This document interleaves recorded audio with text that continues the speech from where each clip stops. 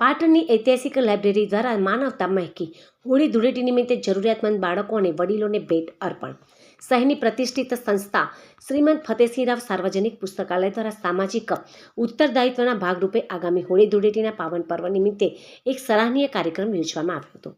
દાતાઓના સહયોગથી પાટણના બાળ સુરક્ષા ગૃહના બાળકો અને રેન બસેરાના વડીલોને તહેવારની ભેટ આપી ઉત્સવની ખુશીમાં સહભાગી કરવામાં આવ્યા હતા. આ સેવાકીય પ્રવૃત્તિમાં જાણીતા બાળ નિષ્ણાત ડૉક્ટર હાર્દિક ઠક્કરના સૌજન્યથી ઉમદા સહયોગ પ્રાપ્ત થયો હતો. દાતાના પિતા મુકેશભાઈ ઠક્કર તથા લાઇબ્રેરીના હોદ્દેદારોના હસ્તે તમામ બાળકો અને વડીલોને ઉચ્ચ ગુણવત્તાયુક્ત ખજૂર અને ધાણી રંગ તેમજ ચોકલેટનું વિતરણ કરવામાં આવ્યું હતું. આ પ્રસંગે લાઇબ્રેરીના પ્રમુખ ડૉક્ટર શૈલેષ સોમપુરા, મંત્રી માસુકભાઈ મોદી તેમજ હોદ્દેદાર સર્વશ્રી નટુભાઈ દરજી, રાજેશભાઈ પરીખ અને કેશવલાલ ઠક્કર વિશેષ ઉપસ્થિત રહ્યા હતા. કાર્યક્રમ દરમિયાન જ્યોતિન્દ્રભાઈ, નટુભાઈ દરજી અને વિમલભાઈ ખમારે વિદ્યાર્થીઓને જીવનમાં પુસ્તકને સાચો મિત્ર બનાવવાની પ્રેરણા આપી હતી. તેમજ યોગ, કસરત અને ભાઈચારાના ગુણો કેળવવા આશીર્વચન પાઠવ્યા હતા.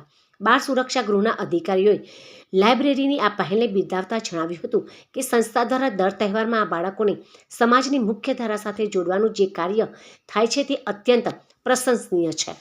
રેન બસેરાના વડીલોએ પણ સંસ્થા અને દાતાઓના આભાર માની હૃદયપૂર્વક સંતોષ વ્યક્ત કર્યો હતો.